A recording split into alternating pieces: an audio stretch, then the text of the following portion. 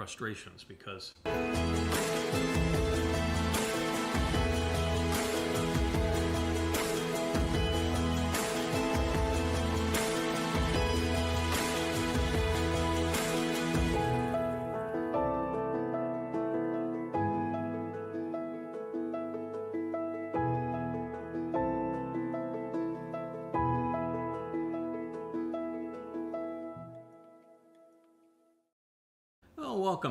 this is the third edition of the first ever vlog on a blog. Here we are vlogging, which means we're talking about a blog, this being the Facebook page. We did Facebook, then X, and now back to Facebook.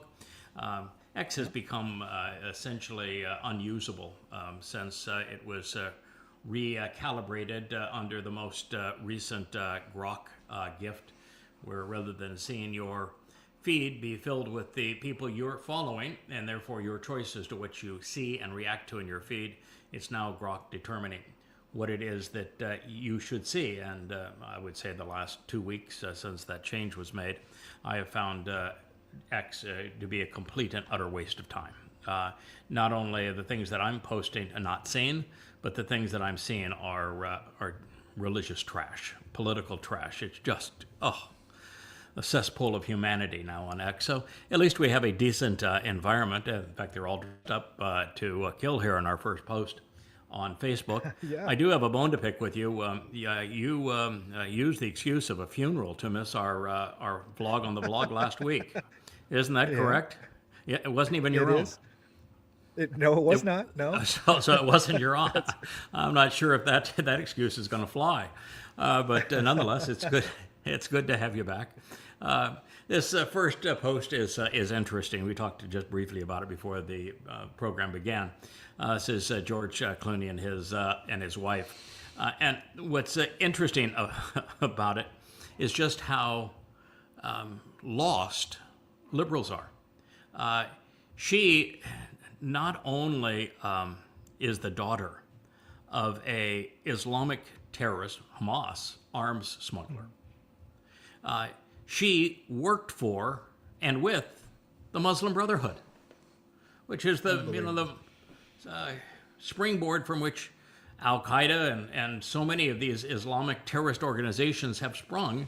It's the Muslim Brotherhood, and yet they present themselves all smiles and so sophisticated and so enlightened, and here they're working for people who are disgustingly murderous, and in the case of the Muslim Brotherhood and Hamas, who denigrate women. I mean, there has never been a religion or any ism in the history of the world that has degraded women to the extent of Islam, and yet these libertards will align themselves with it so long as they can demean Jews. What in the hell's wrong with them? Yeah. It's unbelievable. She couldn't wear that outfit anywhere and where Islam is a major religion. You know, she can't do that in Egypt. She can't do that in Iran, in Jordan even. Yeah. No. Saudi Arabia, no place. Right. In Islam, women have less rights than domesticated animals. I mean, when Muhammad bragged about traveling to meet with Allah, he had to go through, of course, Jerusalem. Which that was his fanciful stupidity, where he claimed that he rode a winged ass, and asses don't have wings. I'm not sure they fly either, but that he rode the winged ass from his bed where he was sleeping. At the time, he was 66 years old, and his sex toy was 6. So he won a 666. There you go. And he jumped out of bed to go to meet with Allah. But to do that, he had to go to Jerusalem. Unfortunately, he didn't know the name of the city. And he said he met in the temple with all of the Jewish big shots, all of which had been dead for anywhere from hundreds of years to centuries. And of course, the temple didn't exist either. It had been destroyed 600 years previous. He got all of his facts wrong, but in religion, facts don't matter. So what the heck? Right. And he had to leap up from Jerusalem to get to Allah's paradise, which means you can't get there from the Kaaba. He had to go from Jerusalem to get there. And on the way to meet with Allah, he actually had to go through hell. the first step. Right. When the Right. the winged ass leapt up from the Temple Mount was to visit Allah, and it was in hell. And when he went into hell, the reason for the story is he said that the majority of the inhabitants were women in hell, and he was asked, so why were the majority of the women in hell inhabitants? And he, by the way, he said that they were all hanging from their breasts with meat hooks through their breasts. Yeah. Really a lovely, lovely place. He said because they were not grateful to their husbands. Right. And this Not is grateful. the religion that these two libertards are promoting. It's a race too. We've talked briefly about this, but in the history of isms, the two most deadly are represented in this post. Islam. Yeah. Islam has killed right around 300 million people. The first 200 million people that were killed by Islam were killed in the first 100 years of the religion. At the time, they murdered 1/3 of the Earth's population. So this was within 100 years of Muhammad's death. The first Muslims murdered 1/3 of the Earth's population, and another third they enslaved, plundered, and raped. This is the most murderous religion ever conceived by man by a huge margin. I mean, by a factor of hundreds of times. And the only thing that competes with it is Marxism, which is what these libertards don't want to admit that they are influenced by, but it's progressives are Marxists. And Marxists have killed about 150 million people in the last 100 years.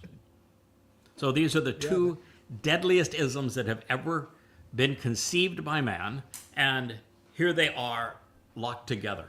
That's when, university students are out there and they're protesting for Palestine will be free and kill every Jew. Yeah, it's Marxists unified with Muslims. It's a exceedingly toxic and deadly combination, and this picture of it being glamorized in Hollywood, and it's just stunning. And as I say, George Clooney was just doing a liberal talk show, and one of the things he said, "Oh yeah, well, she was working with the Muslim Brotherhood." Just made it in passing. Wow. Didn't even register in his mind that, well, maybe that's not good. Yeah, that's maybe I shouldn't say that, or yeah. Or maybe Who's I gonna be shouldn't be impressed married by to a that? woman who worked for the Muslim Brotherhood. Maybe that's a really bad idea. Or that it's complete hypocrisy to pretend that you're interested in women's rights, children's rights, anyone's rights when you're working for the deadliest cult in the history of humanity. And the most... Peace in Africa and feeding African children and all these other ideas that, let's get rid of the Islam in Africa first. Yeah, Yes. maybe we can feed people. Maybe. All right. So what do we have next there, my friend? We, Oh boy, Good. what an absolute unmitigated disaster. First of all, we may see it in a future post, and if we do it, we'll skip over that one. But a poll was taken recently that says that 60% of Americans are in support of using the U.S. military to take out these drug-running boats. 60%. wow. Now, let me make this really clear. America does not have a drug supply problem. Sure. America has a drug addiction problem. Nobody seems to remember Prohibition.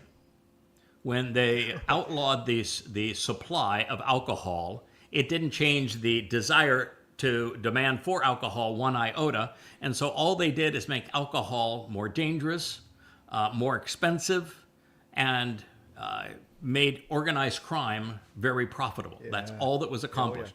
That is all that is being accomplished by making drugs illegal. Drugs should be legal, and they should be known for their harmful effects. If you're dumb enough to use drugs because your life is so miserable, then you have made a really stupid choice, but you're the problem as the drug user, not the supplier. So long as there is a demand, there will always be supply. And when you're dealing particularly with Venezuela, Venezuela represents 5% of the drugs consumed in the United States, and the boats that are in international waters would have to fuel 15 to 20 times to even get there. And so They aren't supplying drugs to the United States, and you're not saving one person's life no matter how many people you kill at sea. It is murder. You have no justification for doing it. And this notion that they're narco-terrorists, what a stupid thing to say. And the fact that there are MAGAs and others that believe that there is a narco-terrorist, it's just astounding. First of all, the people that are driving those boats, they did not make the drugs. They aren't even selling the drugs. They have nothing to do with the distribution of the drugs in America. They are providing transportation, and largely because America has destroyed the economies of those countries with its sanctions. We've made it very difficult to take care of people. And so they're mostly fishermen that either were blackmailed into it because they happened to have a boat, or they just, they took their daughter, took their wives, took a loved one, and they were blackmailed into it. A huge percentage of it happens that way. Or economically, they couldn't feed their family without doing this. So probably a lot of both, but they are the least deserving people to be killed in this process.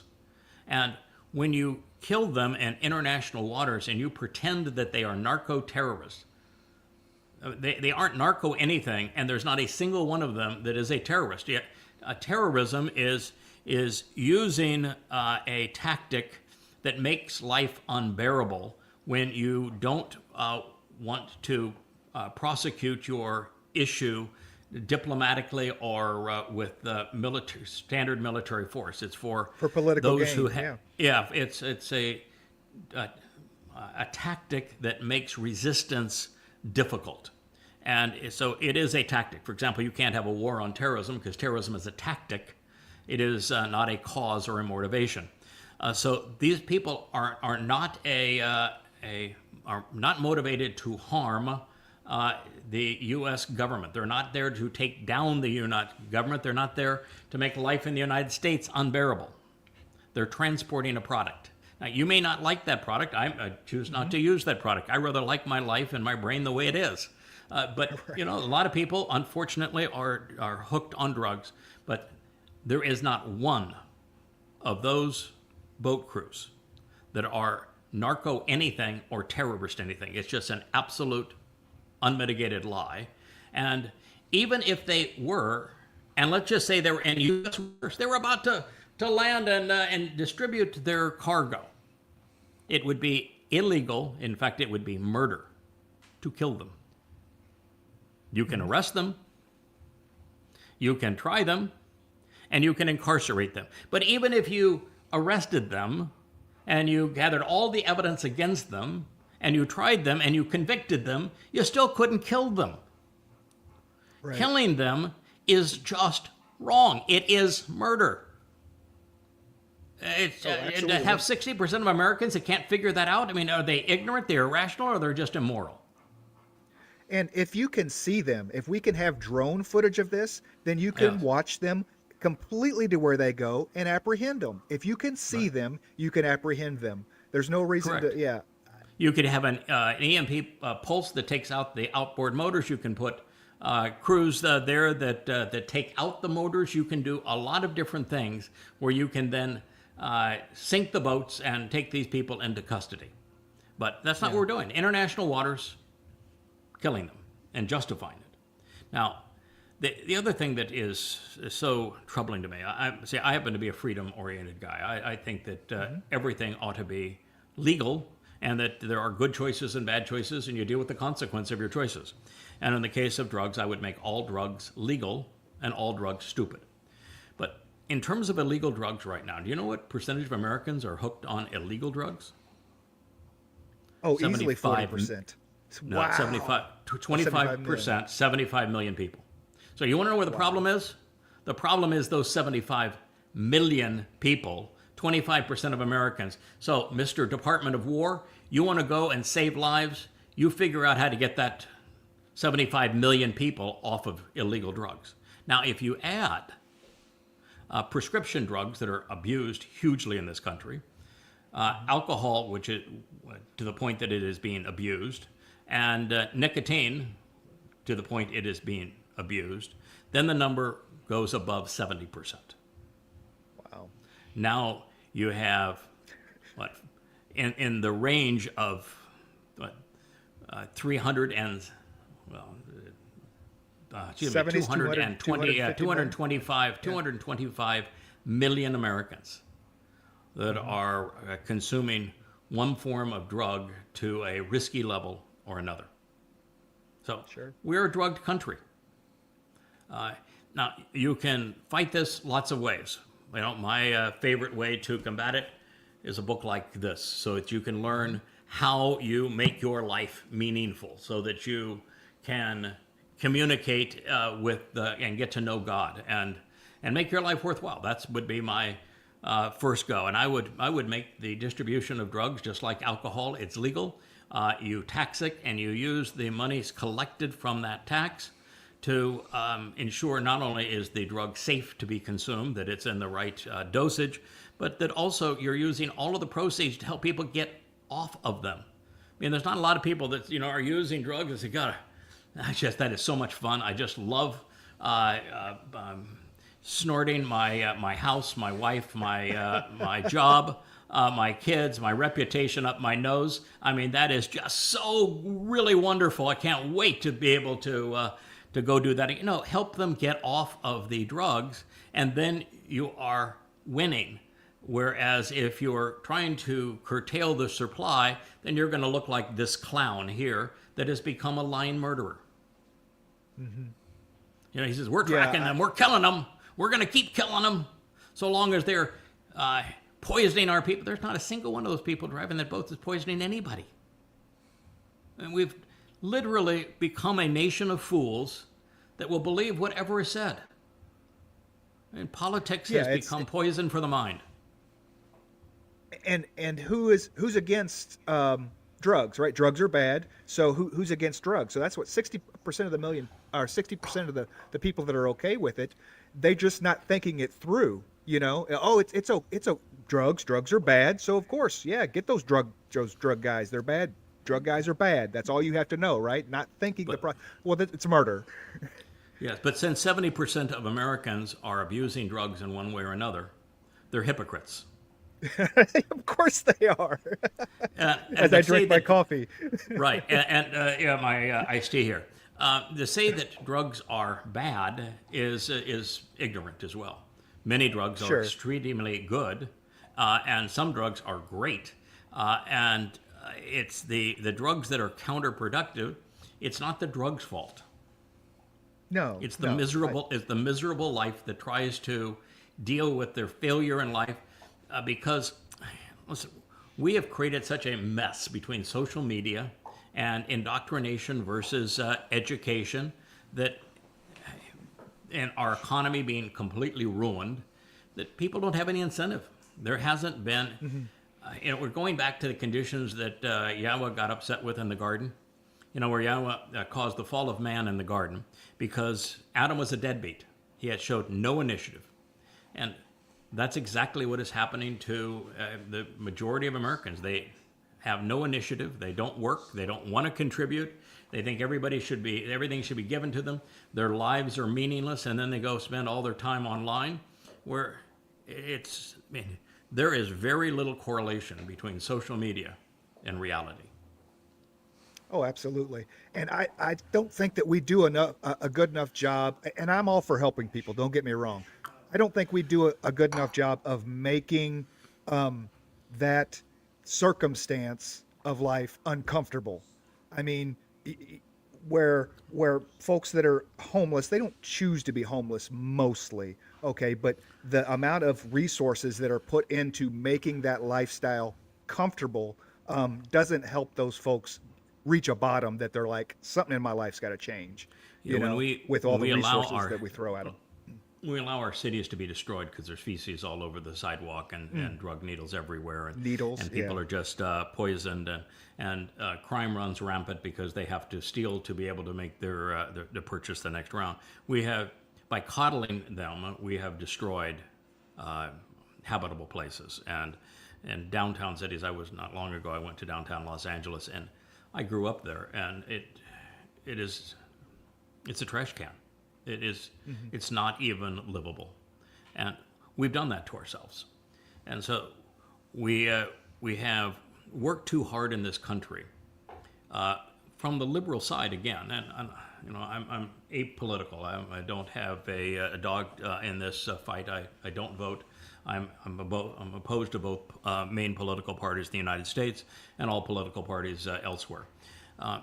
But the most liberal among us has pushed through policies such that success is punished and failure is rewarded. Mm-hmm. And so we give entitlements to people who have failed, and we take the money from the people who have been productive. And if you have a society that is rigged to punish success and to reward failure, you're going to get less success and more failure, which is why the country is bankrupt now. Why the only reason that we even have this appearance of not being completely bankrupt is because we're destroying the currency. We're printing money to buy things. It's the strangest thing that has ever happened in a society, because we became the reserve currency after the Second World War, and we have abused it to the point, like when we stole Russia's sovereign currency deposits, and then sanctioned Russia and threw them out of SWIFT when we were the ones actually that started the Ukrainian war. It showed the world that we can't be trusted, and so everybody has been fleeing dollars. And I don't know how they're going to fund the next $4 trillion that needs to be rolled over, because nobody wants the bonds, and the only thing they can do is either default or create the illusion of more money. But every time you do that, you destroy the value of the currency, and pretty soon you have to have wheelbarrows that to go buy a loaf of bread. And that's where we're headed. And we're headed that way because of this entitlement mentality that we've created a government that punishes success and rewards failure. It's why we don't make anything in America. You can't start a business that employs people that want to work, that you can trust to work, that you can afford to pay with the infrastructure surrounding it to make stuff in America anymore. It just can't be done. And it's the reason why America has become, just nothing but smoke and mirrors. But anyway, this whole thing is rotten to the core, and I'm disappointed in America for 60% supporting it. And the fact of the matter is, the whole thing was a smokescreen anyway. You aren't going to change the drug consumption and deaths in America, or the internal crime that is committed as part of the drug business in America, which is the vast majority of the crime in America is drug related, having nothing to do with the suppliers, having all to do with the distribution once it gets to America. And that being the case, if you were to drain the ocean, you aren't going to make a 1% dent in what we're experiencing, not a 1% dent. So this is all this man lying on behalf of his lying president because they're looking for an excuse to invade Venezuela.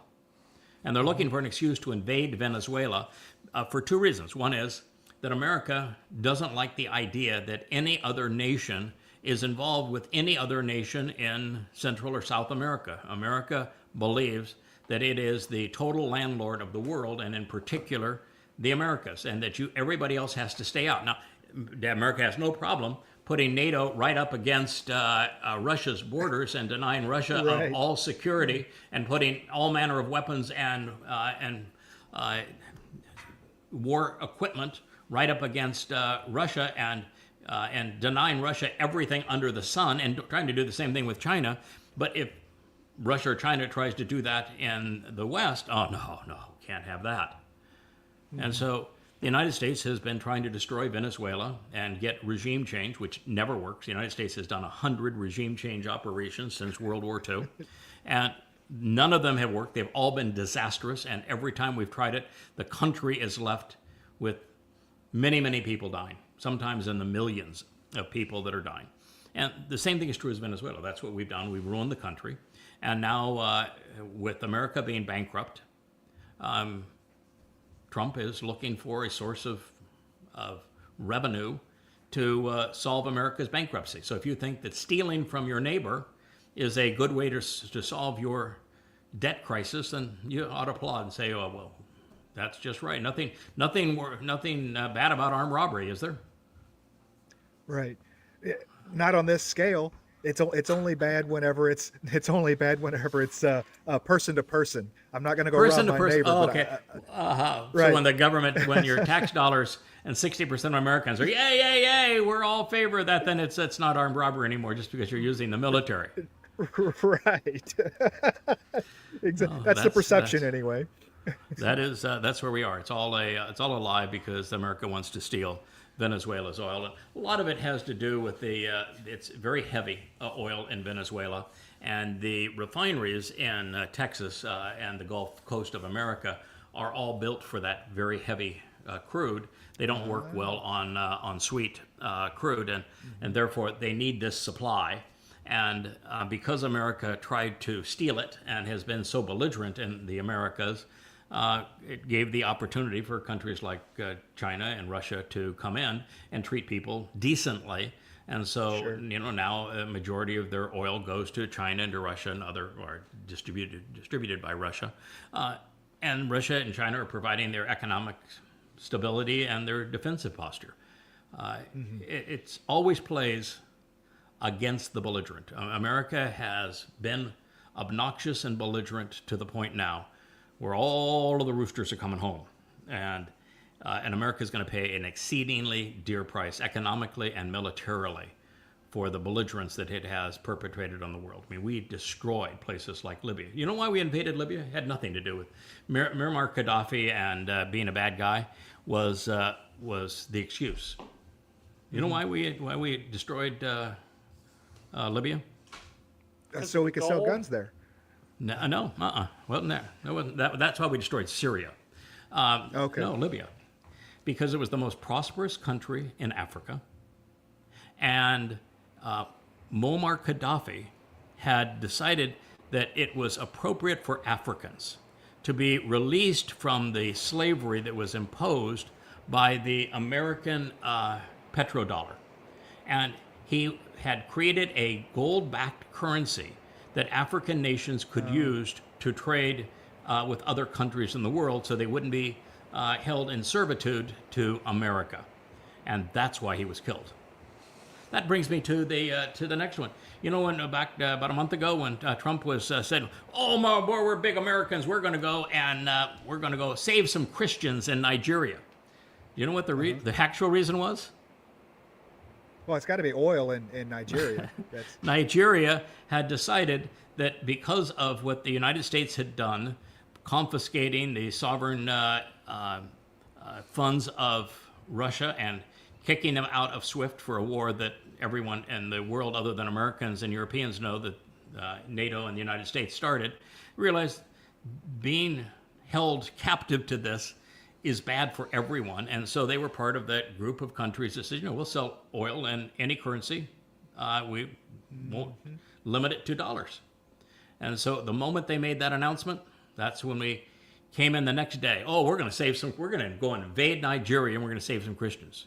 You know why we didn't go into Nigeria and save some Christians? Because Russia and China says, if you do, you're going to find Russian defensive systems supporting the Nigerians, and you're going to find Chinese sanctions being imposed against you, and you can't survive Chinese sanctions. We played that game before. That's what happened. What happened there? It's when you mentioned Syria, the reason that the Syrian civil war occurred is that even before America went into Iraq and ruined Iraq. By the way, Libya, as a result of what America did, now is a living hellhole. There is no functioning government, no functioning economy.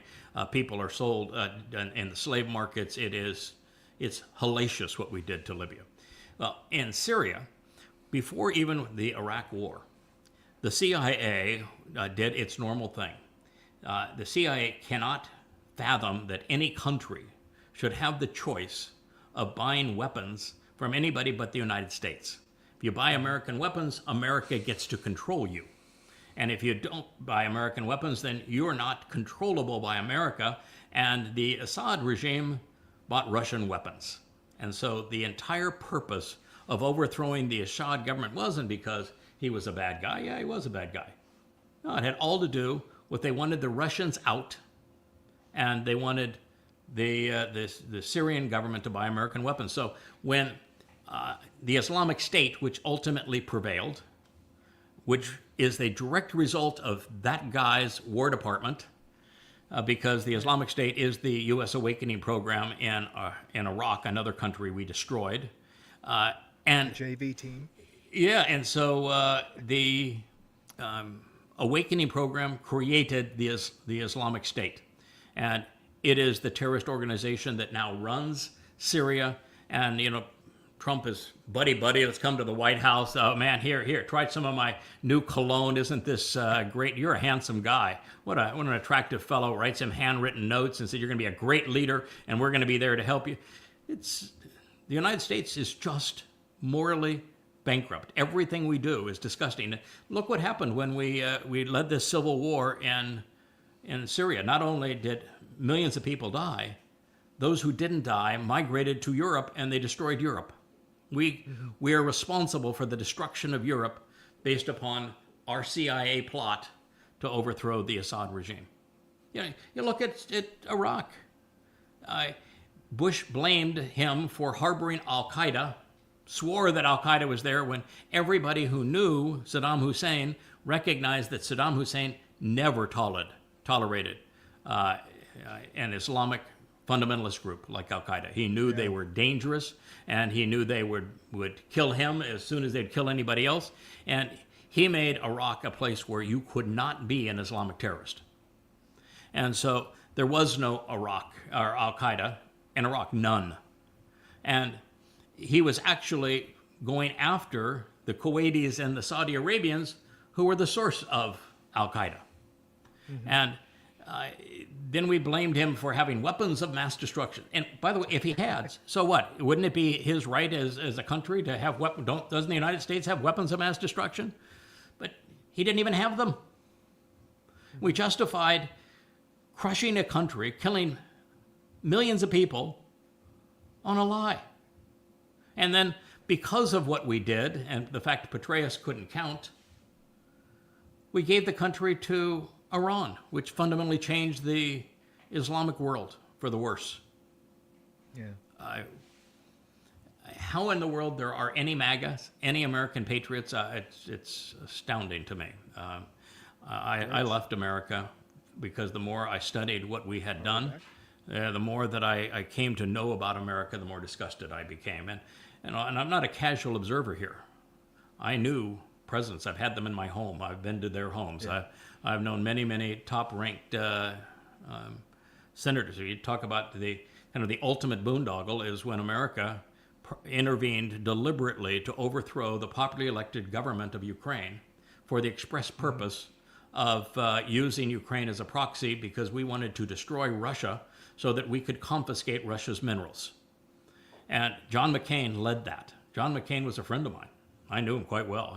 On my airplanes, I was in his home, he was in my home, the office. We spent a lot of time together. I knew him very well. And after our time together ended, he went off and he did this. He started that war. And look what's happened. 2 million Ukrainians dead. Country is ruined. It's a rump state. And we blame Russia for what we did. The United States is despicable. That's just the bottom line here. And it's going to come home to roost. So, Mr. War Department, with all your little tattoos and your alcoholic problem, and you think that you're defending our people, you don't represent me, I'll guarantee you that. And anybody that thinks that clown is a decent human being, you're not a decent human being. Yeah.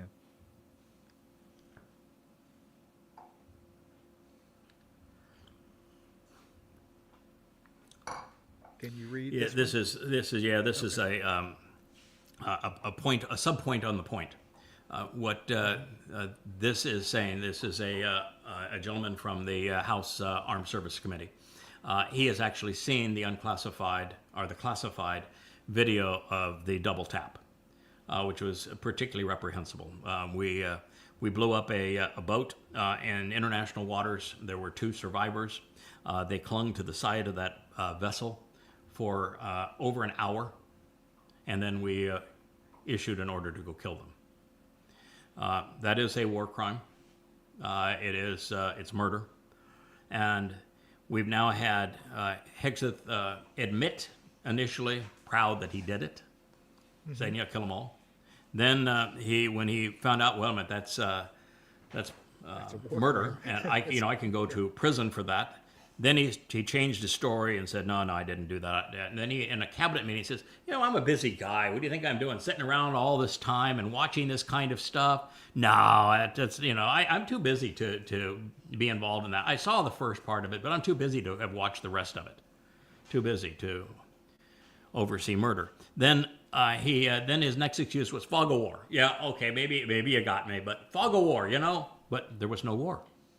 We haven't declared war on anybody. There's no war. Fog. Nobody was shooting at America. We have it on video.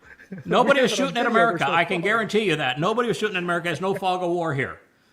Right. So another just complete lie, and yet people don't hold him accountable. And then they finally released the videos, and he comes up with, well, let's bring the admiral that is overseeing all of this and let's pin it on him.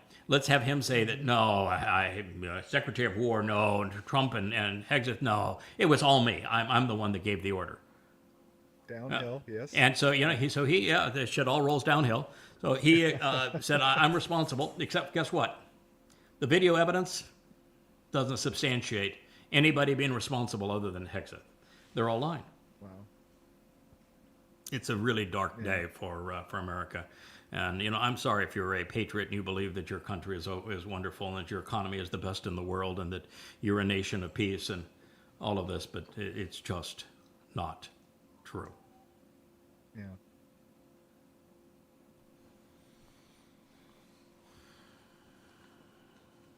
More Islam coming home to roost. Yeah, well, this is the MAGA deal. So, there was a National Guardsman that was killed, and, I am completely opposed to the U.S. deploying National Guardsmen or troops in U.S. cities for political purposes or for law enforcement purposes. That is not the purpose of either of those two organizations. They're not trained for that duty at all.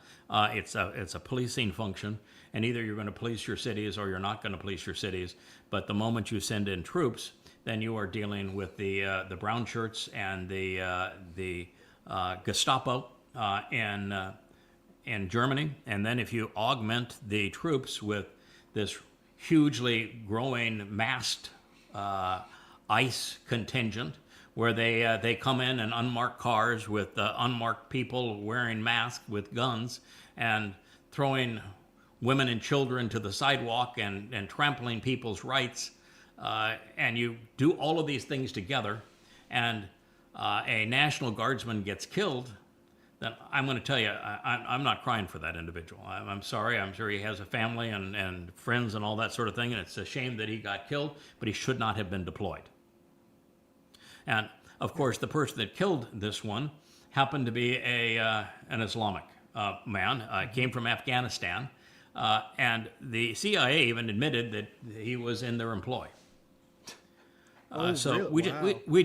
we have no judgment whatsoever as a country. We don't understand Islam at all as a nation.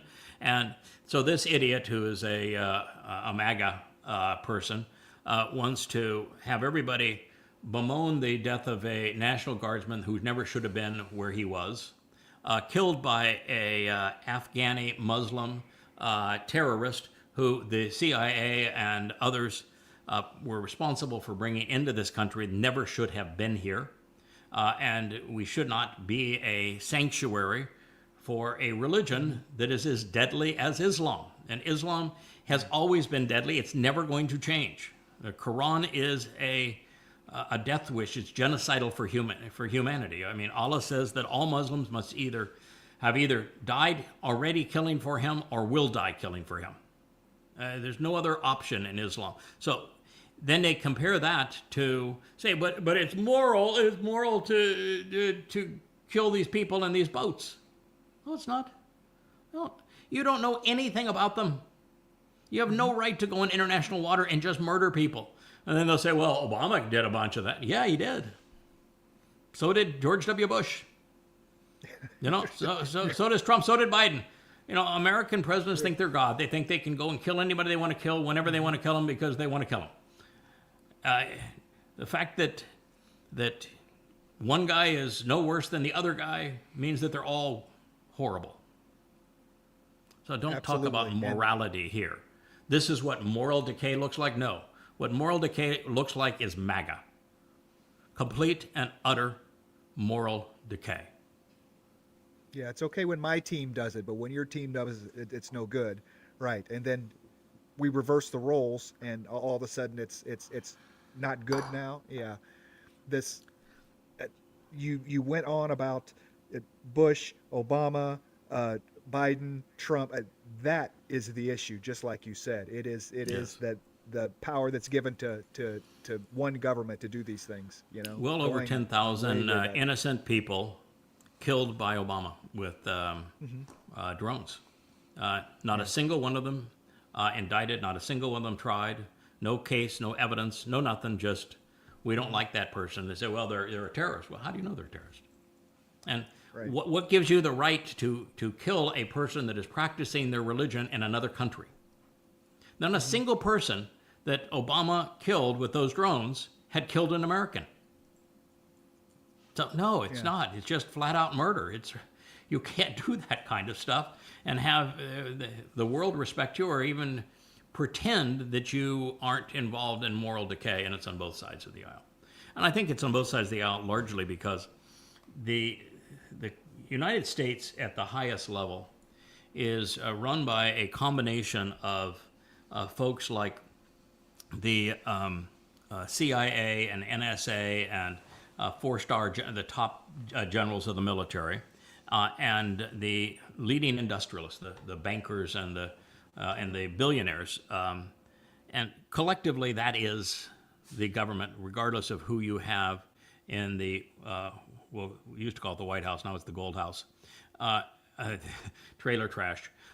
But the last person who told them no, I'm not going to go to war with Cuba because you want to fake an attack. That's what they told Kennedy, is that we have it all set up, that we have this coup, that we're going to say that the Cubans came in and they invaded with some terrorists and they killed some innocent Americans, and that this will use as the reason to go in and invade Cuba. And he says, no, I'm not going to do that. A week later, he was dead. So I think that, that Trump has to know, even as stupid as he is, that the Ukrainian proxy war is lost. And he doesn't want to be the president that takes the blame and the war ends with a Russian victory while he's in the White House. So he wants to do anything to cause that war to end. But guess what? The military-industrial complex in the U.S., the CIA, the NSA, and the top military brass in the country, they don't want it to end. They want it to continue. It's their gravy train. And so you can't end it because they won't allow you to end it. And if you tried to end it, they'll kill you. Yeah, you're surrounded by their Treasury Department protection, so yeah.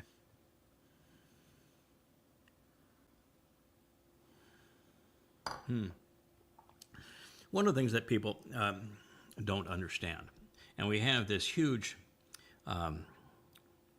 debate going on. I really can't call it a debate because there's nobody actually that knows the rules of debate anymore. But you have the left wanting to call anybody who is a centrist or rightist a fascist, and the right wants to call anybody that's liberal a communist. But here's the truth of the matter: Nazi Germany and Italy were both communist. They were both Marxist, actually not communist. They were Marxist regimes. That was the Socialist German Workers' Party in Germany, and Mussolini's party, and he himself was socialist. In a socialist society, power is concentrated in the government. The most important industries and banking and that sort of thing are nationalized. The government makes all decisions about how people live, what they can do and what they can't do. Total concentration of power. But in a socialist society, there is still private industry. Some ownership of homes and some businesses can still be privately owned. Where in a communist society, there is no private industry. So communism is just socialism at the next step. Fascism is just socialism with different branding. Nothing changed with Mussolini or Hitler when they went from socialist to Marxist, other than the branding was a little snappier. You know, was a little better on the goose step. The uniforms and the insignias were a little more powerful, but the governments didn't change at all. The economic system didn't change at all. A Marxist and a fascist economic system and form of governance are identical, and that's what this fellow is saying, that fascism and National Socialism are the same beast. So, you know, if you want to condemn people for being fascists and you're a Marxist, you got, you know, three fingers pointing back at you if you're pointing one the other way. So I'm sorry, they are the same thing, and it's a sad thing that people don't understand that is the reality. And the issue is that the reason that Marxism, fascism, and socialism and communism, the reason they all fail is because they concentrate power. And when you concentrate power, you take the individual out of the equation, you eliminate incentive. There's no reward now for hard work or success. And so in a capitalistic system, free enterprise, it is possible to end up with a concentration of wealth. But in a communist socialist system, what you're going to guarantee is a accumulation of poverty. So poverty will be equal as opposed to wealth being unequal. And that is really the difference in practice because of two factors. One is that humanity does not do well when in large organizations, gang mentality. The larger the empire, the larger the nation, the larger the institution, the worse it becomes. And so individuals can be good or bad. Institutions like religions and nations and empires are almost universally bad. So concentration of power is wholly corrupting for humankind. And second, when you take personal incentive out of the equation and you make it from each according to their ability and to each according to their need, you destroy incentive, and without incentive, there is no industry. Yeah, coming off of Turkey Day recently, I think I read that the original issue was they were collectivists. When they got off the boat, the pilgrims, and they started their little plots, they were collectivists, where everybody's doing it all together for the community, and that's why they almost starved to death. And it wasn't until that next year that they're like, yeah, that's not working, that okay, you own this plot and you work your plot. There wasn't, everybody's working the garden, the fields and everything, and then divvying it out, and we can have a market and sell it, you know, that then the community started to thrive. Yes. So yeah, individual incentive is key, and it's also key in our relationship with Yahweh, with God. You have to individually have the incentive to learn, to listen, to engage, to think, and to respond. And if you don't have the individual incentive and you want to go along with the group like the religious do, you're going to be wrong, and it's going to cost you your life. Yeah. I don't understand the fasces. The fasces is still it's a bundle of sticks, right, with the axe head on top of it. So it's collective. And it's also the symbol that they have behind them in the Senate or in the Republic building. They have the fasces symbol, that Latin, Roman fasces symbol, right behind them, behind the Speaker of the House's podium and everything. And so, how do you not get that fascism is here? It's a part of the United States, has been. New World Order on our currency. It's a debt instrument. Or look at what's happening in America that people are missing is that Donald Trump is der Fuhrer. ICE is nothing more than the Gestapo of old. Rather than Jews, they're hunting Hispanics, and the National Guard in our cities now are the brown shirts. And what Trump is doing with his arc, with his new ballroom, and if you look at his podium now, the podium now has the Roman Aquila, the Roman eagle. It's now all about building the Fourth Reich. We had the Reich of Imperial Rome, the nastiest, most vicious civilization ever known to humanity. It becomes the Roman Catholic Church, which is the most oppressive organization in human history.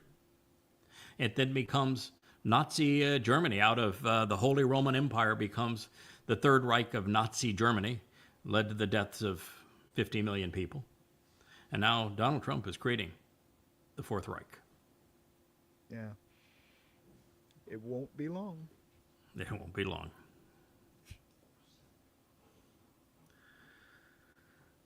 Poor Pete being attacked. Yeah, I think we've pretty much gone over this, but why is he being attacked for defending Americans? Because he's not defending Americans. He's indiscriminately killing people as a pretext to go to war. I love this. I think it was Leah that created these, and if she she just walked in the room, so if somebody else contributed to them, she'll share that.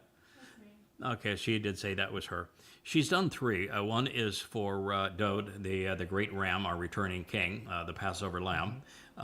One was of Yada as the bull, and the other is the great goat, the goat with Gab, with the gift of Gab, the glib goat, who is Elia.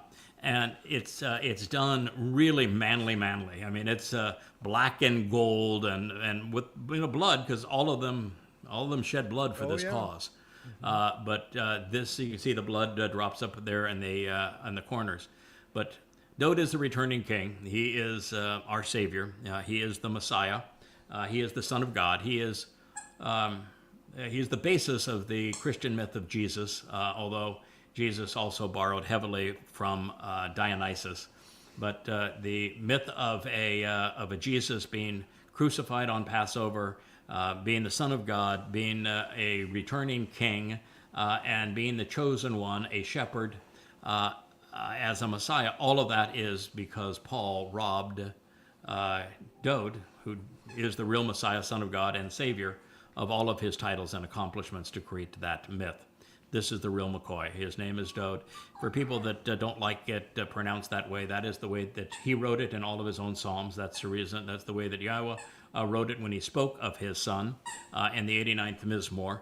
That's the way it was written all the way up through the 6th and 7th century BCE. It was only after that, and the few prophetic books and the writings that were written after that time, that they added a yod after the wah and the daleth, and became doed. But the verbal root is Dode. It means beloved, and his name is pronounced Dode. And there is no V in Hebrew, and there's no source of the id in the name until centuries after Dode's life. My guess is, I'm just going to go on a chance here, and correct me if you think I'm wrong, that when Dode wrote the 100 Mizmor or songs, and he wrote the lyrics and he introduced himself as the author of them, I'm going to, and we have copies of them in the Dead Sea Scrolls, I'm going to go out on a limb here and say that he knows how to spell his name. Right. And he wrote it Dode.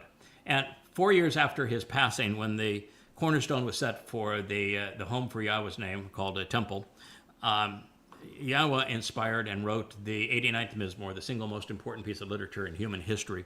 And in it, he mentions that the name of his son, the Messiah, the Savior, and the returning king is Dode, D-O-W-D. I think he probably knows how to spell too. Yes. There's folks want to say that Yahweh doesn't know how to pronounce his own name. and Dode can't spell his own name. So I have to disagree with them on all counts. Yeah, I would disagree too with Paul and Peter, who said that Dode was dead and buried and excluded from heaven, so they could steal everything from Dode and give it to the mythical Jesus Christ.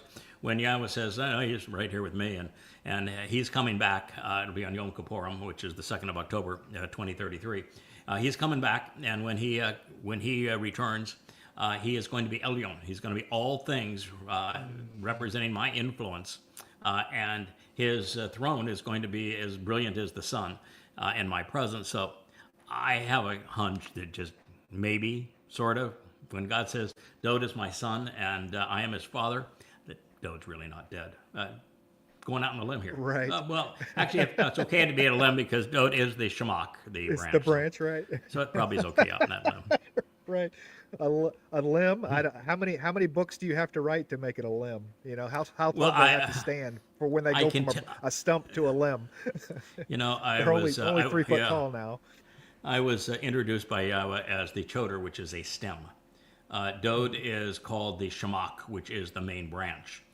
Dode is the tree of lives, and I don't care how many trees, how many limbs, how many branches, I don't care how much you try to add, you are never going to reach the level of that fellow right there.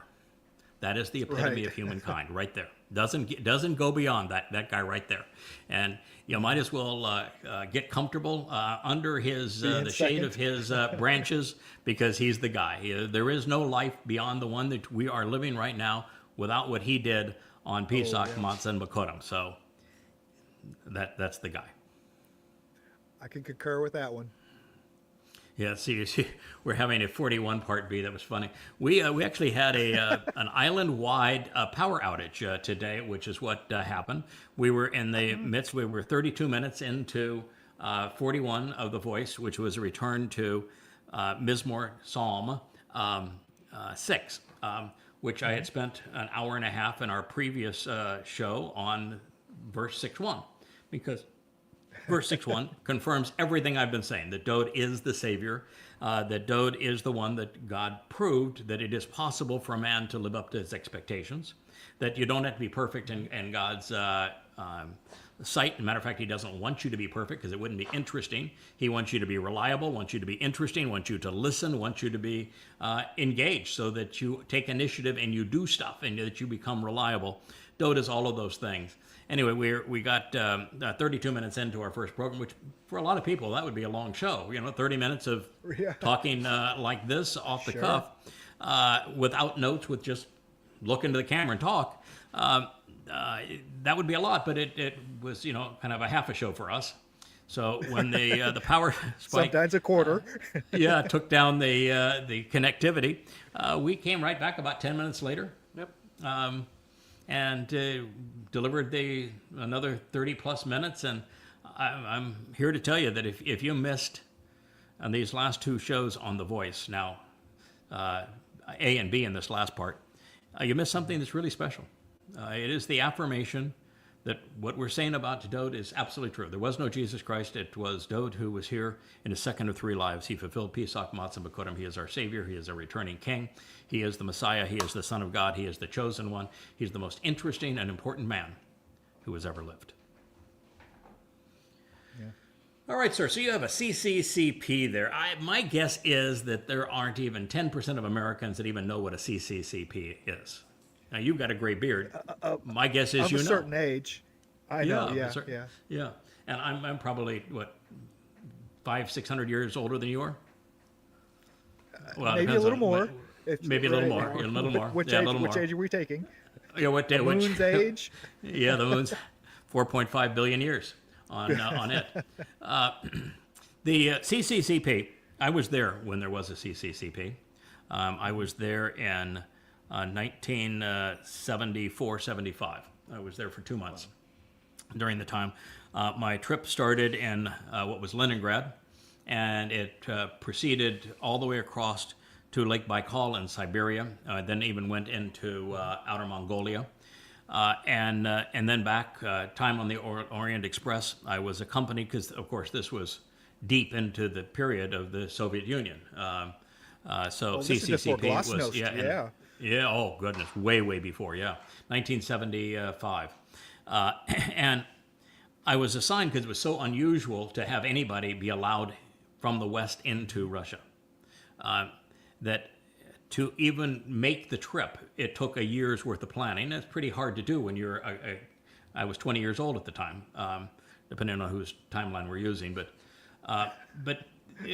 it was hard to arrange being able to do this, and I was really adventurous. As a young man, I was super, super adventurous, and I was met by a KGB agent, and she was assigned to me the entire time, and we did the ultimate grand tour. I mean, it was like a Dr. Zhivago, where you're going across the Russian, the Great Plains, and all the way into Siberia and coming back. And her name was, I'll never forget it, Natasha Gritskova was my KGB agent, and we talked about everything. But what was so interesting to me, being in Russia at that time, and I was also in communist China within a year of that time. It was at the first contingent of, which was 10 people that were allowed from the West into China after Nixon made it legal. So I was the first group. Right. I actually went in with Tenzing Norgay, which is a name that might ring a bell to a few people. He's the Sherpa that dragged Hillary up Everest. It's Tenzing Norgay. He's a hero in the Asian world. So it was really interesting to be there with him. And we were so unusual for Red China at the time that when we went into cities like Shanghai, there would be millions of people lining the street just to see us come down the street. In every community we went into, the Communist Party would throw these big bashes, because I was the youngest person by far. It was Gombe this, Gombe that. Man, I must have had 1,000 Gombe's over the time I was there. And I want to tell you, my impression then, and the same thing was true with Russia. The people are marvelous. We want to paint both as being boogeymen. They're just not. They're really lovely people. I did business for the next 20 years with the Chinese and the Taiwanese. I was opened one of the first enterprise zones when the enterprise zone concept was brought into China, which is what caused China to become the industrial leader of the world. And my trip through the Soviet Union, escorted by Natasha Gritskova, was this glorious festival of discovery, while also under the pall of human oppression. I learned firsthand just how horrible communism was. These people had no idea what a Westerner was about. All they had ever seen is propaganda. They had never talked with one. You'd go into a store there, and where you go into an American store, there may be 50 brands of toothpaste and every imaginable size, flavor, and dispenser. Mm-hmm. There's one, which is there sometimes, which you have to line up when the shipment comes in, or you won't get it. Of right. Everything, deodorant, there is one, not hundreds. It was horrible how much they were deprived just in their ordinary lives. They didn't get to choose where to live. They didn't get to choose what they wanted to read. They couldn't choose where they wanted to go. They could not choose where they wanted to work. They had no freedoms in their lives. And what I noticed in both Red China and the Soviet Union is that because they were at war with religion, which later in my life I would also become at war with religion, but they replaced religion of pretend gods with religion of men. Yeah. And so in Russia, Lenin and Marx and Stalin, they were all chiseled. The depictions of them were as the Greeks and the Romans presented their gods.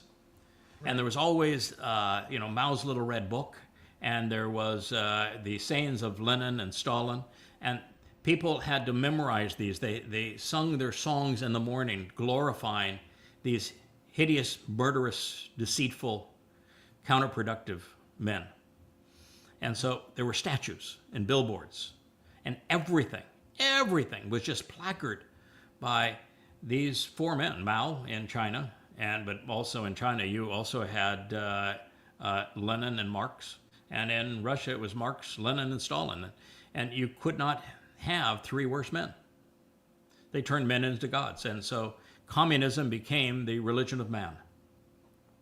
Yeah. And the oppression and the poverty. When we went to places where they didn't even have indoor plumbing, and people were still coming to wells. They were still in donkeys. It was so there was a facade of a country that could send up a rocket with Gagarin and that could make an atomic bomb, but underneath it all, it was just total poverty.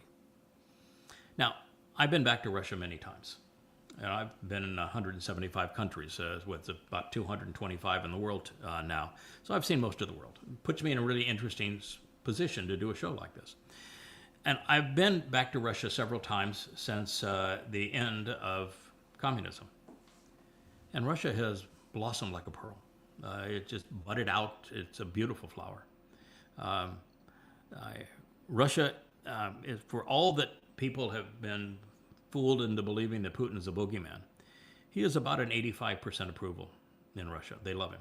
Mm-hmm. And they love him because of the fact that he cares about Russians.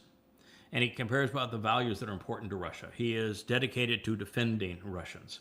And what Putin did that people don't like is that he did empower the oligarchs in the transition. But what he also did is, prior to him, the oligarchs already existed. And so the average business person running a shop would have to pay 6, 7, 8 oligarchs. Everyone was a bandit. You had, just like the mob, you had to buy insurance. Mm-hmm. And so there were 6 or 7 people, all wanted 10 to 15% of the revenue. And by the time you went through the 6th or 7th of them, there had nothing left. And so right. Putin streamlined it all down and said, all right, I'm going to be your oligarch. And I'm going to be the only one. And so we'll get along great. And it's no longer a burden for you. And you can be prosperous, and I'm going to encourage you to succeed. And he did. And they love him for it. And they also recognize that this war in Ukraine has nothing to do with Russia's aggression. The United States plotted this war 20 years ago and have done everything to ensure that this war would be fought, and then have armed the Ukrainians as if they were cannon fodder. We've allowed 2 million of them to die, destroying that country. We're going to abandon the country. And we did it all because we wanted to control Russia. I mean, those are the facts. Whether you want to believe it or not, those are the facts. And so it bothers me that the world has come to hate Russians and hate Putin when he is, in fact, so much better than the Americans and the Europeans that have, and the NATO folks that have promoted this war and have led to the deaths of so many. And, Putin is not running the Ukraine war as an all-out war. He wanted to protect the ethnic Russians that were in the east. They have all now, including the Crimeans, voted to be part of Russia. They are now sovereign part of Russia. It's no longer up for debate as to what they're going to be. That's what they are. They were harassed by the Ukrainian regime when the United States led the coup that overthrew the popularly elected government. And so they're never coming back. And, the next strike is going to be Odessa if this war isn't settled by surrender. And if the Russians take Odessa, then Ukraine is a landlocked rump state, and there's no fixing it. The most interesting thing that will happen after that, if it does occur, is the Suwalki corridor. You probably haven't heard a lot about that, but the Suwalki corridor is this strip of land between Poland and, I believe, Lithuania. There's a Russian territory on the Baltic there, but when the Soviet Union fell apart, and it gave up those territories, and therefore it has no conduit to get back and forth from the Russian mainland into the seaside community where they have a naval port and this sort of thing, and an ice-free port. And so the Russians are going to take that back, just a matter of time. And when they do, they will have split NATO, and NATO will probably want to invoke the Article 5, and it could be catastrophic. But, I'm here to tell you that Putin, who has been turning the other cheek over and over and over again and has been the least violent player in this war, who has kept the lid on this thing to the extent that he could. When Germany, France, and the UK and the United States started sending long-range missiles into Ukraine, putting in the targeting solutions and firing those missiles into Russia, it changed the calculus, and he's not going to take it. And if the consequence is he needs to blow up some American warships or some American bases or send off a tactical nuke, he's going to do it. So that's where we stand. You can't rate people and not expect them to respond. Right. Particularly when they have the largest nuclear arsenal in the world. Yeah, it was all fine and dandy whenever it was damage. The conflict stayed in Ukraine, but when refineries are starting to hit in Russia, airports are getting hit outside of Moscow of all places. Yeah, it gets real. Then it's going to get real for Europe as well, especially if it's their munitions that are doing it. The CIA and MI6 were the ones that coordinated the drone strike against Russia's strategic nuclear airborne fleet, and that's the ultimate. You can't be that stupid move. Mm-hmm. It should have triggered a nuclear response from the Russians. It was as dumb as anything, and this happened during the Trump presidency. He denied it, and it was impossible for him not to know. If he didn't know, which I think is impossible, then he's the most senile, useless piece of crap that's ever occupied the White House. But it was a CIA and MI6 operation. We put in all of the targeting information, and those airplanes were out in the open for a reason. That was what the treaty required, so that you knew they weren't flying and delivering nuclear warheads. Yes. They had to be out there in the open so the satellites could see them, and we had all the targeting information. We gave it to the Ukrainians, and they used it. Oh my God, we're stupid. Yeah. There's a fun one. Yeah, this is kind of a fun one. Boy, there's so much unthinking as it relates to the creation of the universe. And of course, this is sort of an interesting shape. The universe is actually flat, so this shows it round, but it's flat. It could never have been flat if it was an uncontrolled explosion through a singular Big Bang. So that doesn't fit any models, but it is flat. Second of all, they have in this, I think it's the third or fourth input speaks of quarks.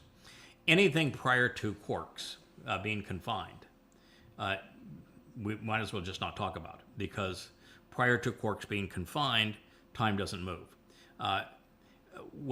Again, this is something that Einstein proved, and we know to be true, which is that time doesn't flow without the existence of matter.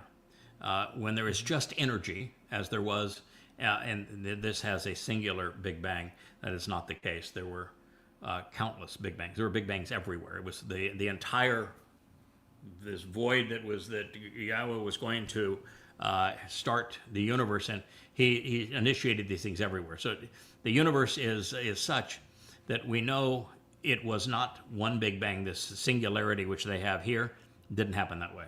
We now know for certain there were many of these things, and time doesn't actually move, doesn't flow until quarks are confined. That is the point where energy has cooled sufficiently for it to form matter, and it begins to flow at that point.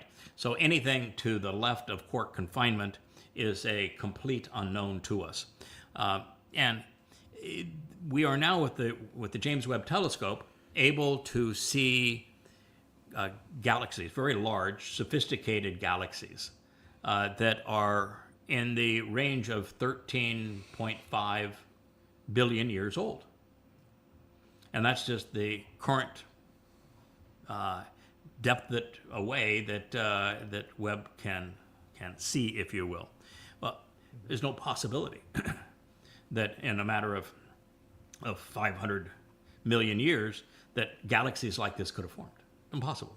So the universe is older than this 13.8 billion years, and the 13.8 billion years is all based upon the residual temperatures that we're measuring and our guesstimate of quark confinement, because we don't really know the temperature of quark confinement.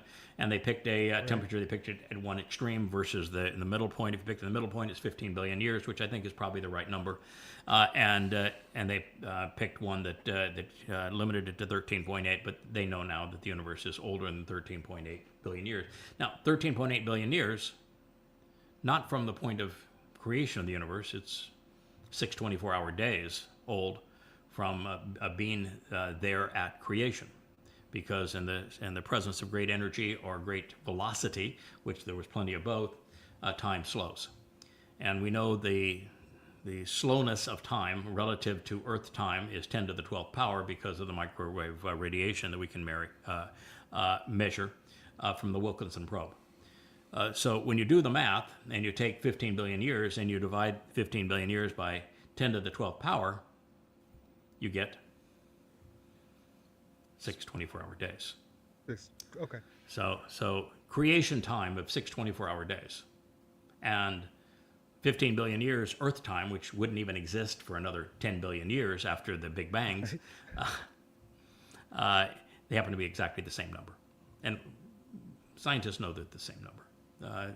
The average person doesn't, so they're still having this argument when there really should have been no argument at all. But it is really interesting. We have launched an instrument that has told us that our textbooks are wrong about everything. It's one of the things too, but science still can't give it up. They'll still say, it's 13.8 billion years old, but they know it's not true. And they'll still talk about the Big Bang and the singularity, and they know that's not true anymore. It's the same thing with macroevolution. Because microevolution is true, finches have different shapes of beaks depending on the places that they have lived. But there is no proof of macroevolution. The 35 types of animal body types that we see today, there's 35 types. All 35 types came onto the scene all at the same time. They didn't evolve from one to the other, all at the same time. And all of it was right after the Earth's atmosphere cleared enough to animals by having plants create oxygen, and it cleared the Earth's atmosphere, and we stopped having constant volcano eruptions and constant meteor impacts. And so the Earth's atmosphere cleared to the point where plant life on land was possible. It cleared the atmosphere more, and then all forms of animal life all came to existence within a period of about 300 million years. And what that means is that the theory of macroevolution, which says that, okay, so it really is impossible for life to emerge from non-life. So I've used the example of a tornado going over a junkyard and producing a flyable 747 and saying that actually has a much higher likelihood of happening than life from inorganic material.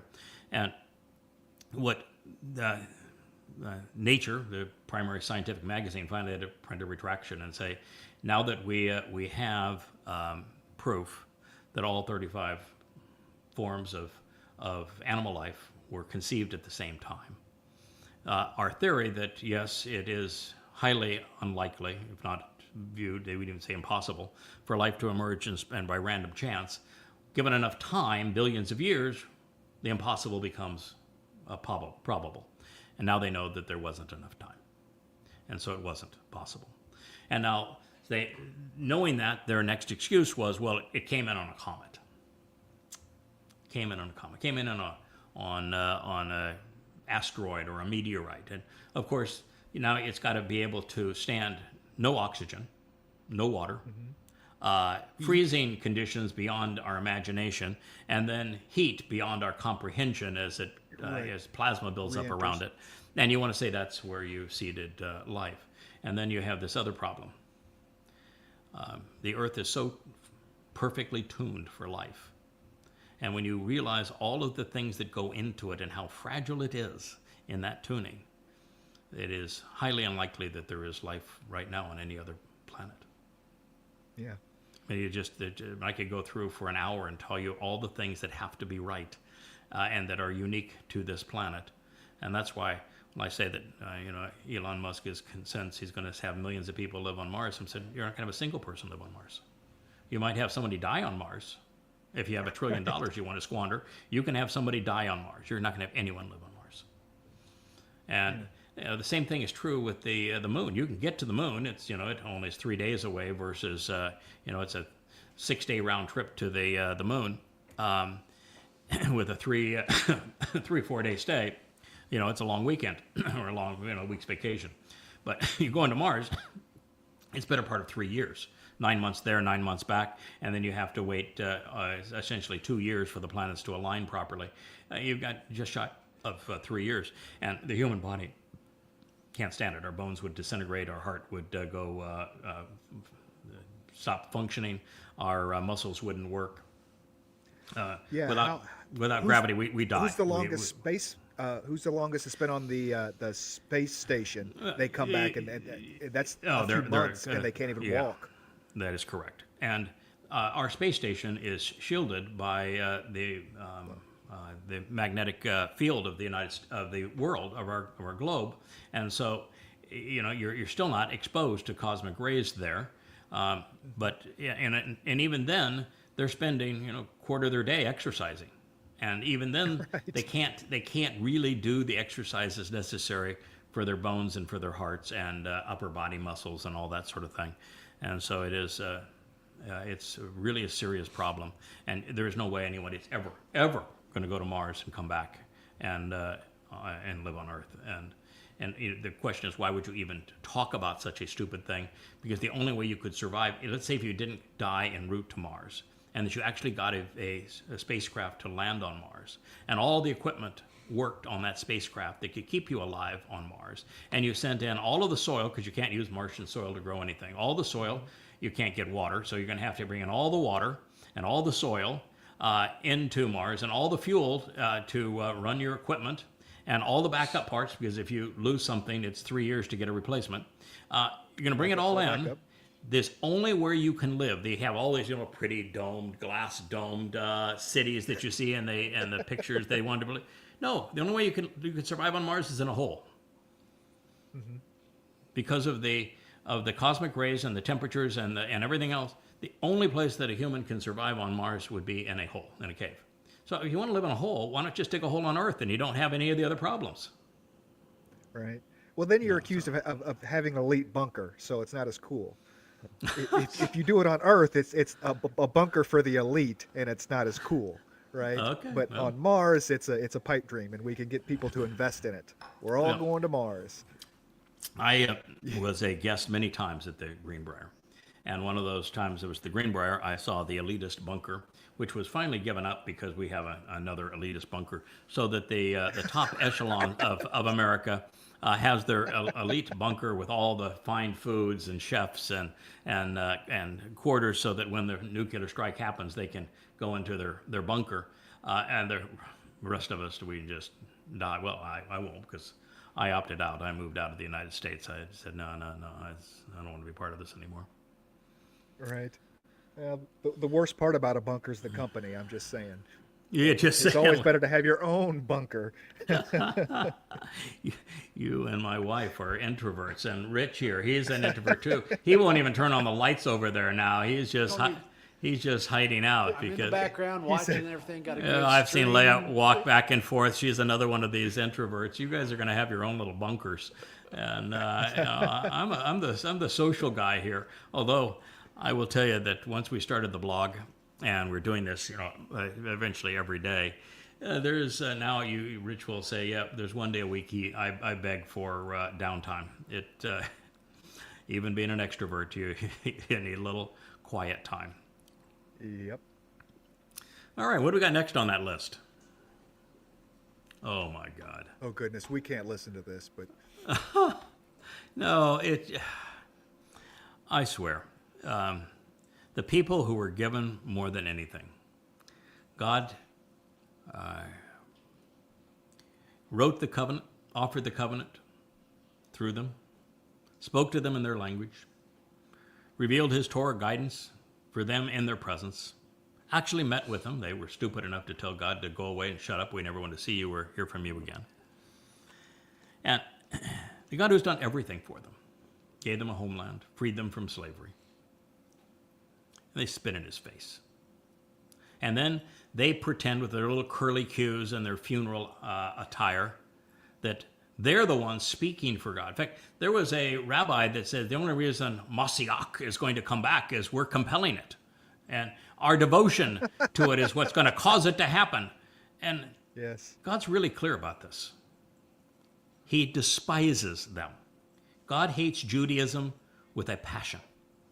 There will be no advocate of Judaism who's going to survive Yahweh's return. Not one.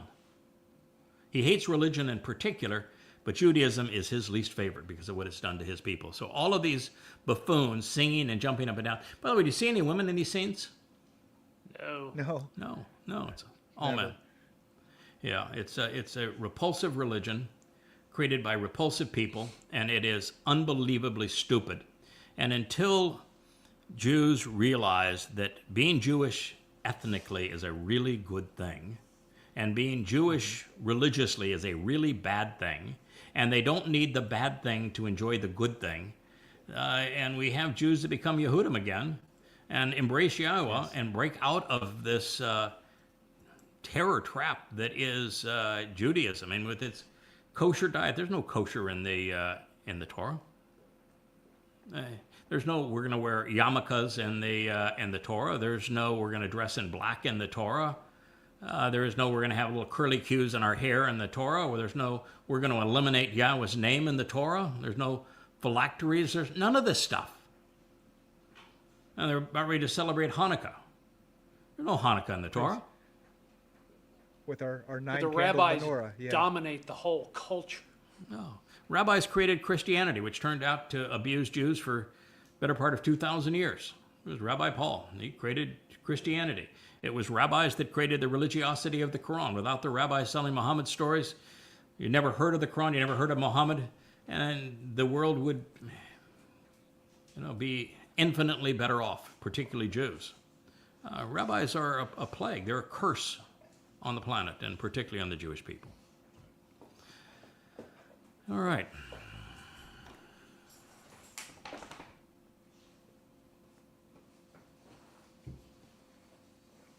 Oh, some more. Zohar. The Zoharis want to tell you that they have a science. Are you familiar with the Zohar? Briefly, not in Okay. any sense. The Zohar study, was no. written in Spain in the 12th century. It is integrated now into Judaism, where there's almost no separation between Kabbalah and Rabbinic Judaism. Although the form that is practiced in Israel is the Hasidic, and the Hasidic Judaism was created in the 17th century. And of all places, it was in Ukraine is where Hasidic Judaism was created. So it is one of the world's newest religions, and it is almost as oppressive as is Islam. But in mainstream Judaism, Kabbalah is a huge aspect of it. The textbook, the scriptures of Kabbalah, called the Zohar, and it is a spiritual argument between good and bad, and it's really way out there in craziness. And they want to redefine everything. They want to redefine what a soul is, and that is one of these things. They want to redefine right and wrong, good and bad. It's a trip almost like you were on acid, is what Kabbalah is. And so my comment here is that the Zohar is actually a vessel that is filled with lies. And that if you believe it, your soul will be extinguished at the end of your life. That's what it will do to you. And if you promote it, well, then you're going to spend your eternity in Sheol. This is a really horrible disease, this Kabbalah and the Zohar. It's a shame on rabbis for creating it, and it's so obviously untrue. It is marketed today very much like Scientology is marketed. You know, It's so all in the mysticism, yeah. yeah, it's all in the mysticism.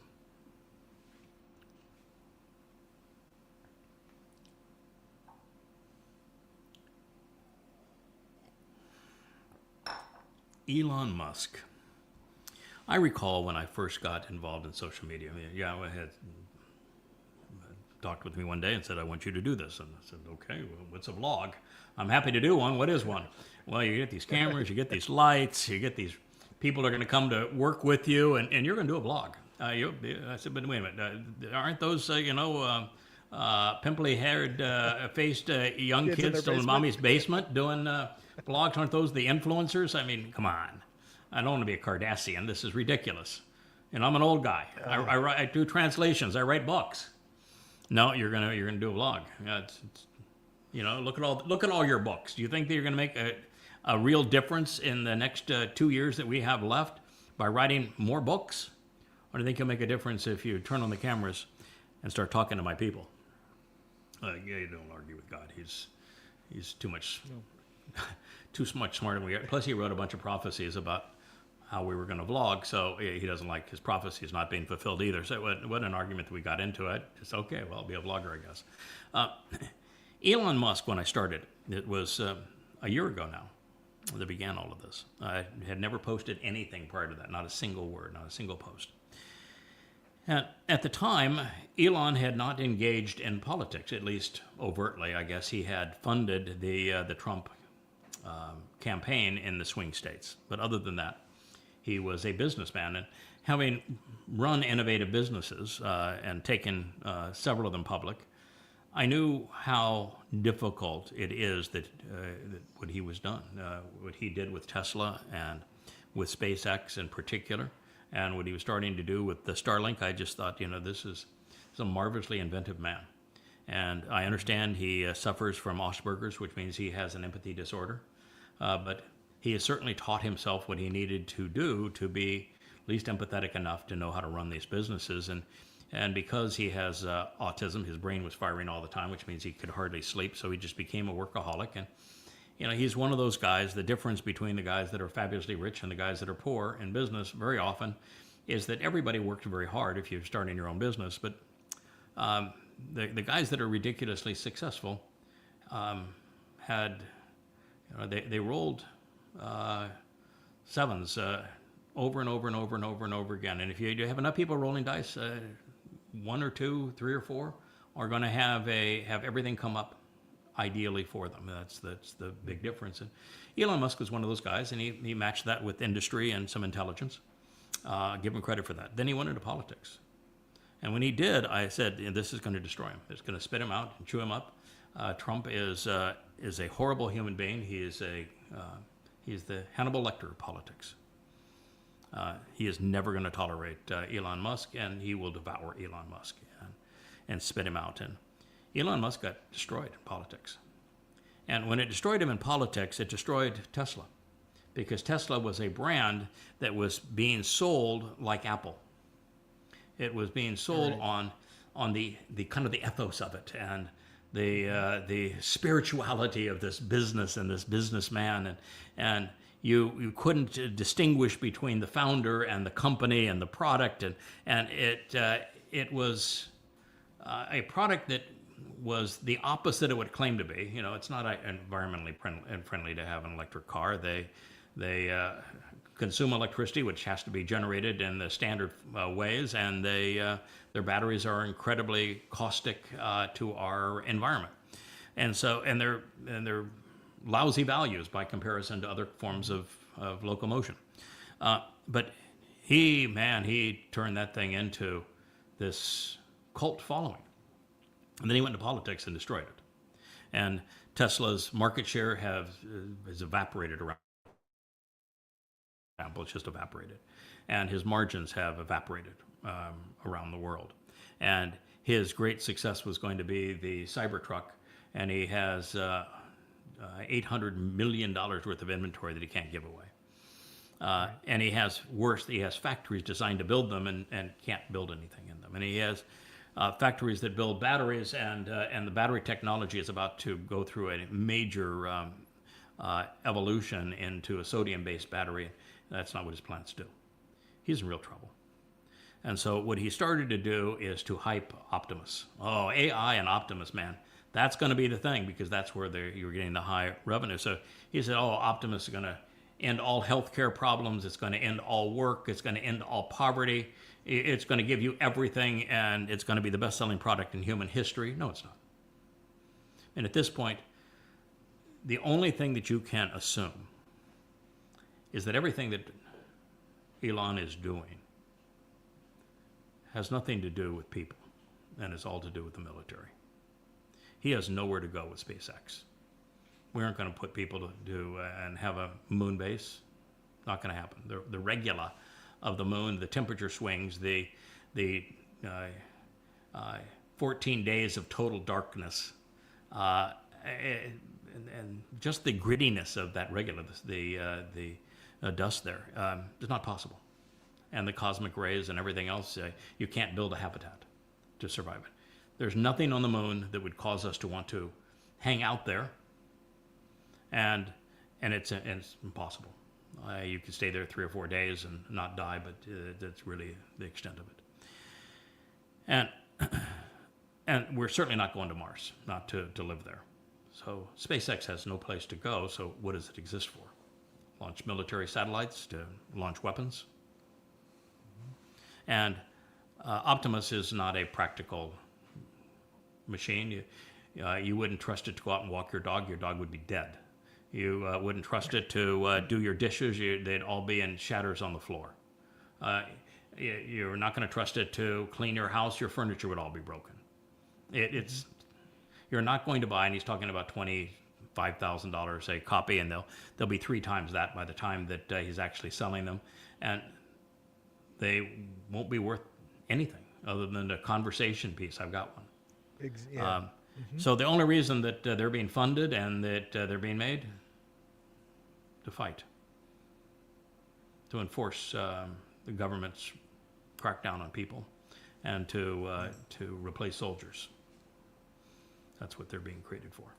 And Starlink is not to be this friendly force that's going to make every telephone in the world all of a sudden direct satellite and people can see everything. It might be a benefit, but it's a total control mechanism.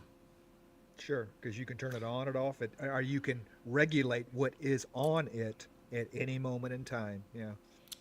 Correct. The guy that's getting so much play right now on South Park that founded Plantaire, the spy company, was the principal funder of behind Elon Musk when Elon Musk had PayPal. And he was also the primary funder behind Facebook, which we're going through a Facebook site here. Thiel is his last name, and he's the one that's shown on South Park with being very nefarious. That is the circles that he hangs in. He is now putting large data centers in Saudi Arabia to control information. And AI is deadly for humanity.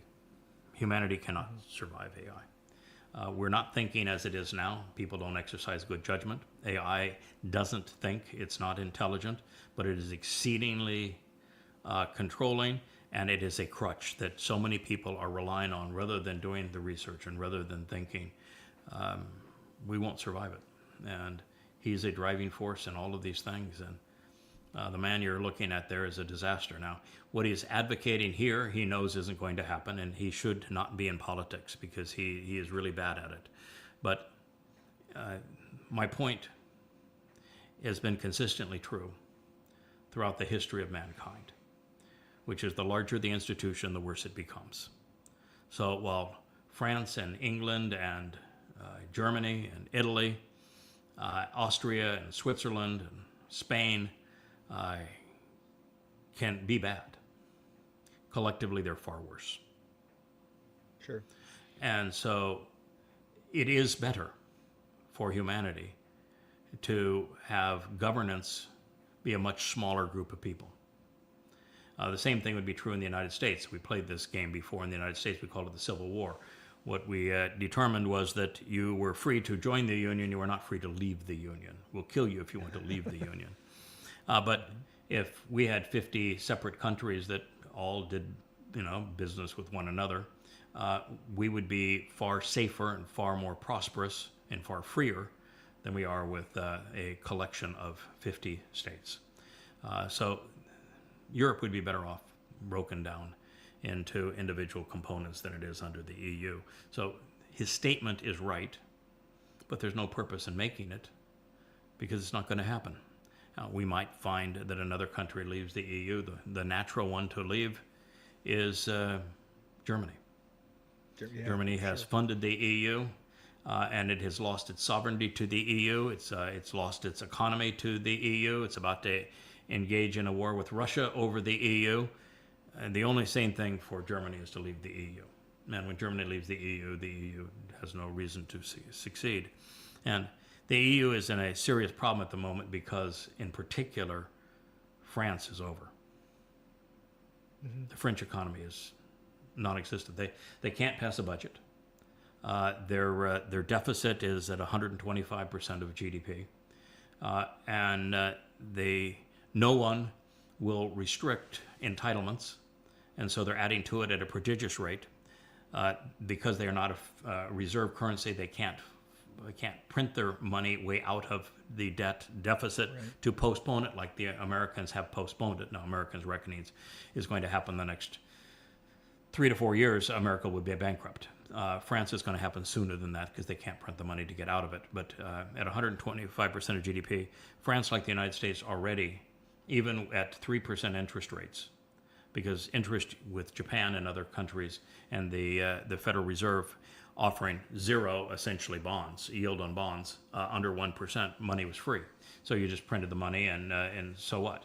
Well, now that debt has to roll over, has to be paid at 4 and 5% interest, and France, because it's less solvent, even higher rates.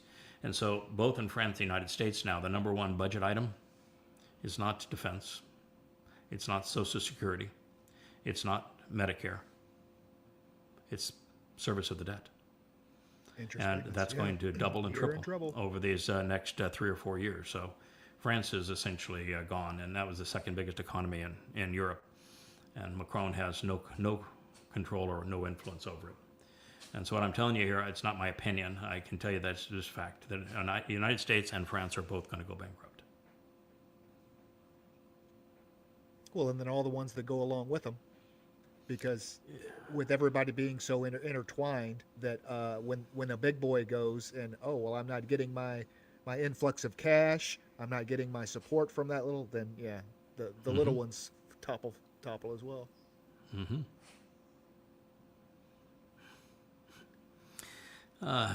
Religion. So at the bottom of this, it has a ode to Jesus Christ. So they're saying, "He who destroyed the wall of Jericho lives in you, and he will destroy any battles in your life. Amen." All right, well, let's begin with the last word I just said, amen. Amen is the name of of the sun god of ancient Egypt. Jesus, you know when Jesus first existed? Jesus was first? Jesus. Yeah, that was somewhere in the 16th century, yeah. 17th century, 1629. Mm-hmm. There's a 16 in there, all right. But that's called the 17th century. 1629, third edition of the King Iam's Bible became the King James Bible at that year time. Zero's a tricky one. Yeah, that really tricky one. 1629 is when Jesus was first introduced to the world. So Jesus was not at Jericho, and there was no Jericho because there was no J until the 17th century. So we have that little problem right there.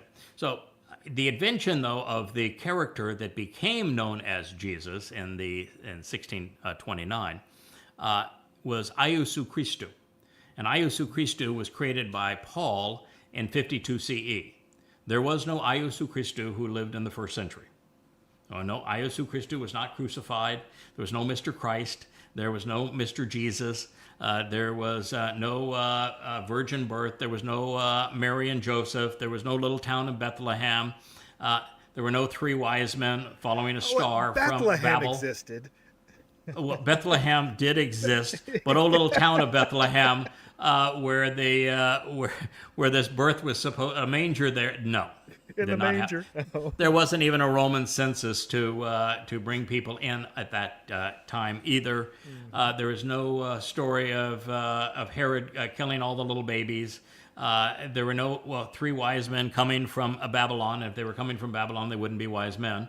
And no, the whole story is a complete lie, and it was created by Paul in 52 CE. So the first mention of an Iousu Christou was in Paul's letter to the Galatians in 52 CE. Jericho fell in the 15th century BCE.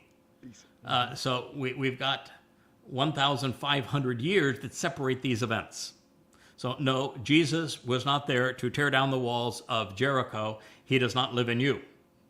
Well, unless you're fond of having myths live in you, and you might as well have the Easter Bunny and Santa Claus if that's going to be your case. Now, what is a surprise to people is that, according to Yahweh, and I'm going to go out on a limb here again. Yahweh ought to know. He happens to be God. Yahweh said in his own voice through the prophet Yeshaya, Isaiah, in the 11th chapter of what now is that book, that there is one man that has the spirit of Yahweh in him today. He is the Choder. He's also known as the tree of knowledge. And he is the only person. There is no other mention of anybody having the spirit of Yahweh in them at this time. So this person that you're trying to ascribe as a God, and by the way, God is not a man, and men cannot kill God, so Jesus could not have been a God. But the spirit of Yahweh, according to Yahweh, is in one man right now. Mm-hmm. He's the Choder. And if you're not the Choder, I'm sorry, spirit of Yahweh is not in you. But the religious will believe anything, won't they? Oh, by the way, when the walls came down, you do see the people blowing the shofars. But was there people raising swords there? No. All we had to do was hike around. Yeah. That is correct. Hike March around 7 times. Yes, and don't loot it. Right. And don't loot it. Mm-hmm. Yeah, and what did they do? They looted it. Right. Shouldn't have done that. All right. We'll do a couple of more, and then I think we're at an hour and 45 minutes.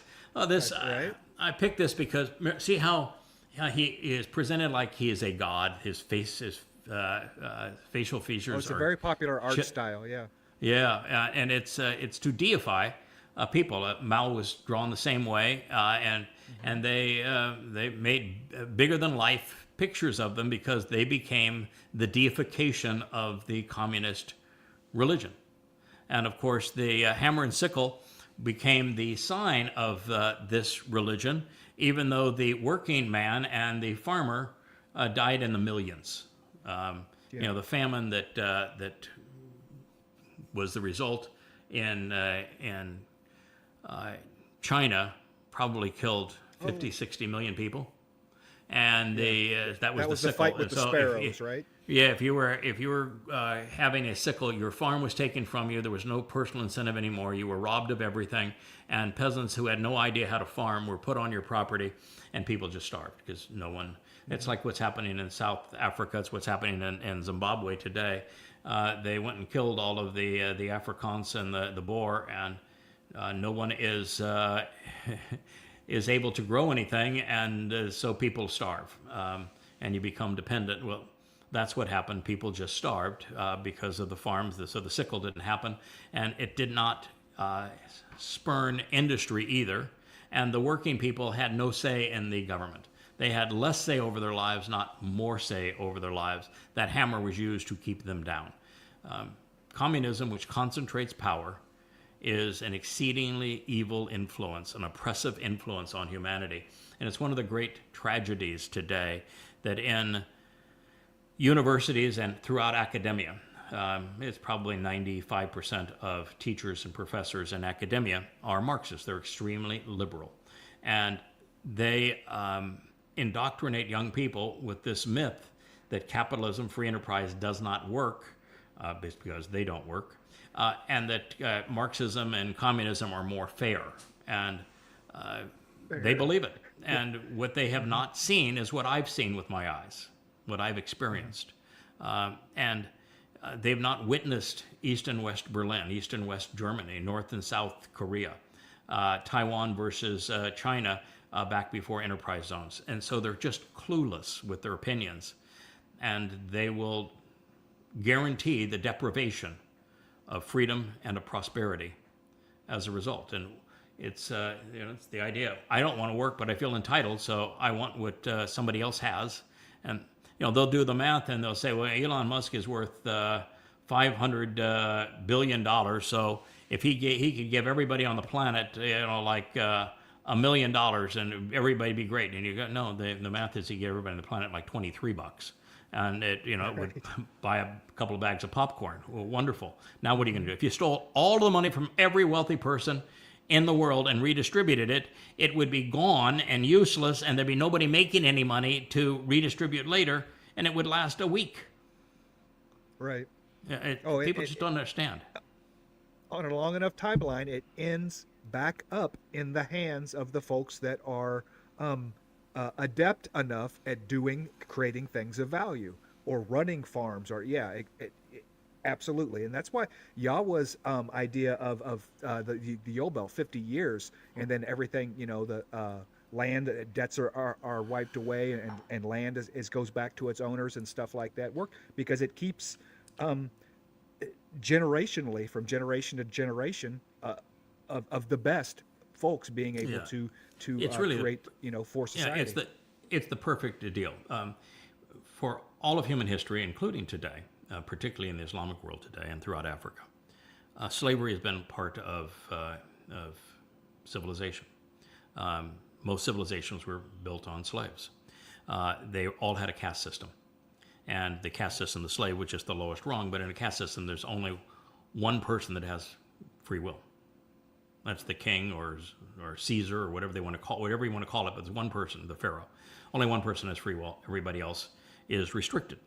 And the slave is at the bottom of the caste system.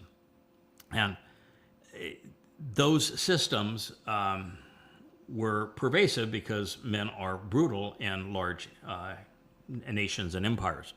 And so, I said, I understand. Unfortunately, I'm a liberator. We know God began the first statement he wrote in stone is that, I am Yahweh, your God. I liberated you from slavery. And so God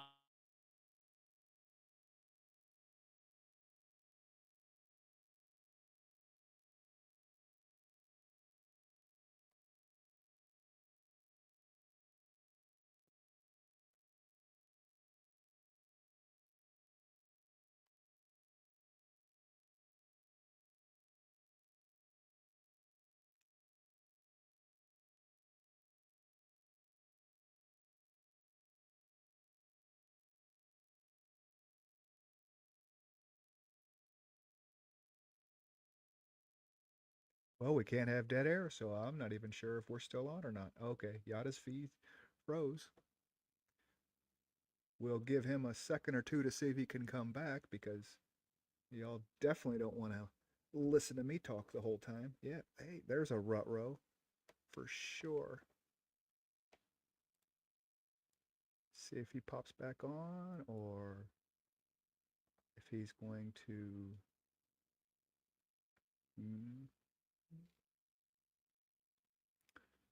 We can do that.